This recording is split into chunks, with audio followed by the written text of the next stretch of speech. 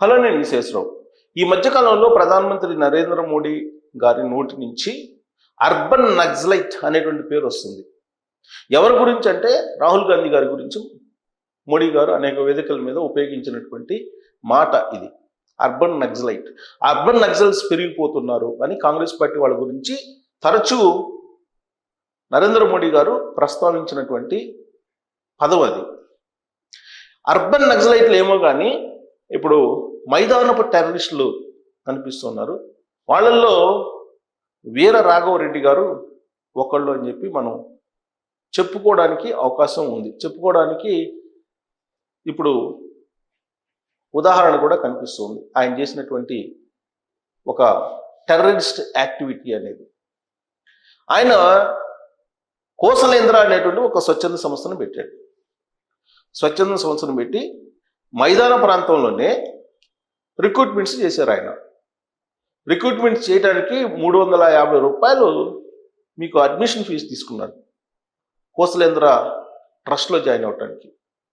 కొన్ని వందల మందిని ఆ ట్రస్ట్లో చేర్చుకున్నాడు. దానికి కారణం ఏంటంటే చేరడానికి నెలకి 20,000 రూపాయలు శాలరీ ఇస్తానని చెప్పి ఆయన చెప్పారు. చేరినటువంటి వాళ్ళకి ఒక శిక్షణ కూడా ఇవ్వడం జరిగింది. ఆ శిక్షణ ఏంటంటే సహాయ కార్యక్రమాలు చేయాలి సైన్యానికి, లేదా హిందూ దేవాలయాలు చేయాలి, మీరు డొనేషన్స్ కలెక్ట్ చేయండి అని చెప్పి డొనేషన్ కలెక్ట్ చేయడానికి వీళ్ళని పంపించారు, ఈ ఆర్మీని పంపించారు అనేది పోలీసులు తాజా విచారణలో బయటపడింది.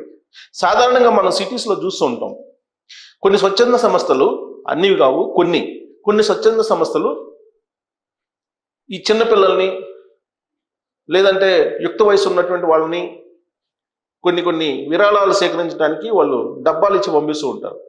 ఆర్ఫనేజ్కి సహాయం చేయండి, లేదా వితంతు హోమ్స్కి సహాయం చేయండి, వృద్ధాశ్రమాలకి సహాయం చేయండి అంటూ మనకి ట్రాఫిక్ సిగ్నల్స్ దగ్గర కనిపిస్తూ ఉంటారు.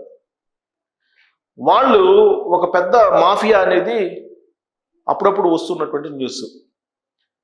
దాన్ని ఒక పెద్ద బిజినెస్గా కొన్ని సంస్థలు చేస్తూ ఉన్నాయి. కాబట్టి మీరు ఎవరు డొనేషన్స్ ఇవ్వకండి అని చెప్పి కూడా న్యూస్ చాలా సందర్భాల్లో వచ్చింది. కొన్ని సంస్థల మీద కేసులు కూడా ఫైల్ అయినాయి. ఒక స్వచ్ఛంద సంస్థ అంటూ రిజిస్టర్ చేయించుకోవటం, ఆ స్వచ్ఛంద సంస్థలో కొంతమంది సభ్యులుగా చేర్చుకోవటం, వాళ్ళకి శాలరీస్ ఇవ్వటం, వాళ్ళ డ్యూటీ ఏంటంటే ఆర్గనైజేషన్ పేరు చెప్పి వాళ్ళు రోడ్ల మీద ఒక రకంగా అడుక్కోవటం అంటారు కదా, దీన్ని హైటెక్ అడుక్కోవటం అంటారు. అడుక్కోవటంలో కూడా కొత్త పొంద అన్నమాట.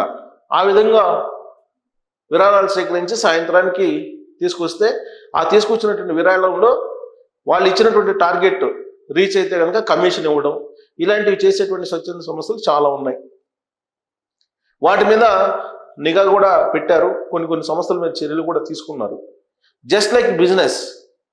ఇప్పుడు జనరల్గా మనం కొన్ని కంపెనీలు, ఇప్పుడు రియల్ ఎస్టేట్ కంపెనీలు ఉన్నాయి, లేదా ఇతర ప్రొడక్ట్స్కి సంబంధించిన అమ్మేటువంటి కంపెనీలు ఉన్నాయి. ఆ కంపెనీలు ఏం చేస్తారంటే మినిమం శాలరీ పెడతారు. శాలరీ పెట్టి ఈ శాలరీ మీకు రావాలంటే అని చెప్పి ఒక టార్గెట్ పెడతారు. నెలకి మీరు 1,00,000 రూపాయలు ఖచ్చితంగా ఈ ప్రోడక్ట్ని మీరు 1,00,000 రూపాయలు వాల్యూ కూడినటువంటి ప్రోడక్ట్ని అమ్మాలి. అమ్మితే మీకు ఈ మినిమం శాలరీ వస్తుంది. ఆ 1,00,000 రూపాయల తర్వాత మీకు ఎంత అమ్మితే అంత కమిషన్ రూపంలో వస్తుంది అనేది ప్రొడక్ట్లో కానీ లేదంటే రియల్ ఎస్టేట్లో కూడా అదే చెప్తుంటారు. రియల్ ఎస్టేట్ కంపెనీలు కూడా రిక్రూట్మెంట్ అలానే ఉంటుంది ఎంప్లాయ్మెంట్కి.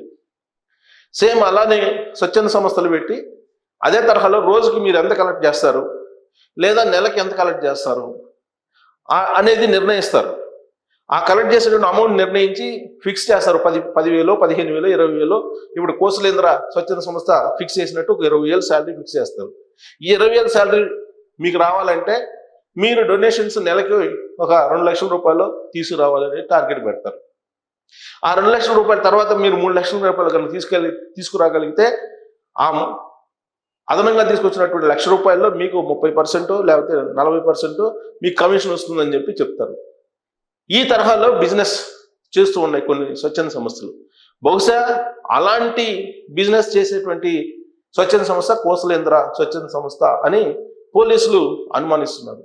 ఇప్పుడు ఆ దిశగా ఇన్వెస్టిగేషన్ చేస్తూ ఉంది తెలంగాణ పోలీస్.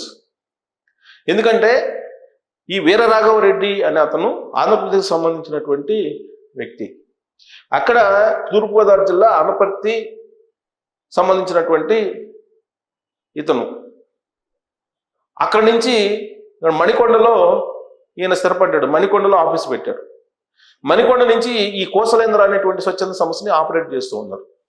అటు ఆంధ్రప్రదేశ్లో ఇటు తెలంగాణలో 2 చోట్ల ఈ స్వచ్ఛంద సంస్థను ఆపరేట్ చేస్తూ ఉన్నారు. ఆపరేట్ చేస్తూ ఫండ్ కలెక్షన్కి ఆయన ఈ యూత్ని ఉపయోగించుకుంటున్నారు. 20,000 రూపాయల శాలరీ అనగానే చేరిపోతున్నారు. ఈ మధ్యకాలంలో వాళ్ళకి డ్రెస్ కోడ్ కూడా ఏర్పాటు చేశారు. ఆ డ్రెస్ కోడ్ను కూడా గోదావరి జిల్లాలోనే డిజైన్ చేసి అక్కడే ఆయన తయారు చేయించారు. ఆ డ్రెస్ కోడ్ తోటి ఒక 20 మంది సుమారుగా ఇప్పుడు రంగరాజన్ గారి దగ్గరికి వెళ్ళారు ఇటీవల. ఈయనతో పాటు వీరరాఘవరెడ్డితో పాటు అక్కడికి వెళ్ళి అక్కడ రంగరాజన్ గారిని బెదిరించారు, ఆయన మీద దాడి చేశారు. అది సీసీ కెమెరాల్లో ఉండేటువంటి ఫుటేజీ బయటకు వచ్చింది కూడా, ఏ విధంగా దాడి చేస్తున్నారు రంగరాజన్ గారిని అని.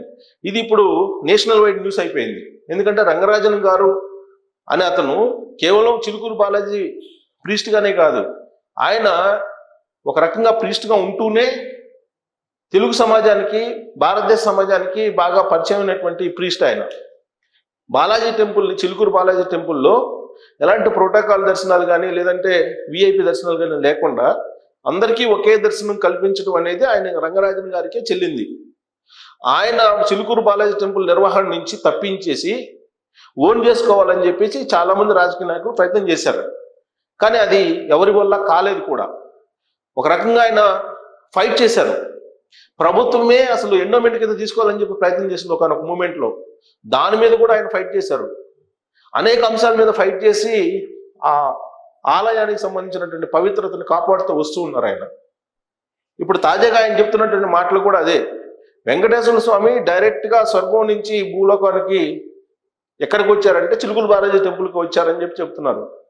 అలాంటి దేవాలయం యొక్క పవిత్రతని కాపాడటంలో రాజీ పడనని చెప్పి చెప్తూ ఉన్నారు. అలాంటి టెంపుల్ ప్రీస్ట్ని దాడి చేసి బెదిరించి ఆయన దగ్గర నుంచి ఫండ్స్ వసూలు చేయడంతో పాటు బాలాజీ టెంపుల్కి వస్తున్న భక్తుల్ని ఈ రామరాజ్యం సైన్యంలో చేర్చాలి అనేటువంటి ఒక కండిషన్ పెట్టారు అని అంటే, ఇప్పుడు ఈ స్వచ్ఛంద సంస్థ ఎన్ని రోజుల నుంచి నడుస్తుంది? ఈ స్వచ్ఛంద సంస్థను రిజిస్టర్ చేసినటువంటి వాళ్ళు ఎవరు? ఇది కంపెనీ లా ప్రకారం రిజిస్టర్ చేశారా? ఇంత మైదానపు టెర్రరిజం జరుగుతుంటే మరి ప్రభుత్వాలు ఏం చేస్తున్నాయి? నక్సలైట్లు అడవుల్లో ఉంటారు, మావోయిస్టులు అడవుల్లో రిక్రూట్ చేసుకుంటూ ఉంటారు. కానీ వాళ్ళు మైదాన ప్రాంతాలకు రారు. ఎప్పుడు మైదాన ప్రాంతాలకు వచ్చే ప్రసక్తే లేదు, అడవుల్లోనే ఉంటారు. వాళ్ళు ఏదో తుపాకీ తోటతోటే న్యాయం అనేది నమ్ముతూ ఉంటారు.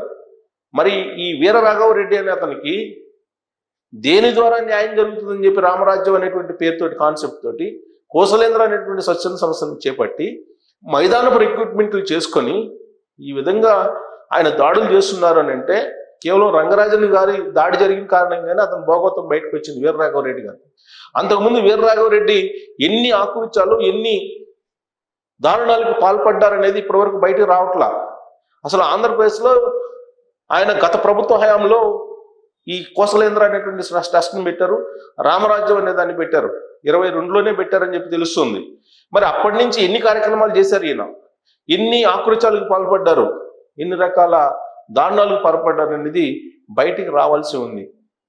ఇప్పుడు ఇలాంటి రిక్రూట్మెంట్స్ కేవలం ఈ కోసలేంద్ర ట్రస్ట్ తోటి చేసి మైదాన ప్రాంతంలో టెర్రరిస్టులు తయారు చేస్తున్నటువంటి ఈ వీరరాఘవరెడ్డి అనే అతని తరహాలో ఇంకా ఎన్ని సంస్థలు ఉన్నాయి అనే దాని మీద కూడా ఇప్పుడు ఈ ప్రభుత్వాలు దృష్టి పెట్టాలి. లేదంటే చేతులు కాలేక ఆకులు పట్టుకున్నారు అని చెప్పి సామెత ఉంది.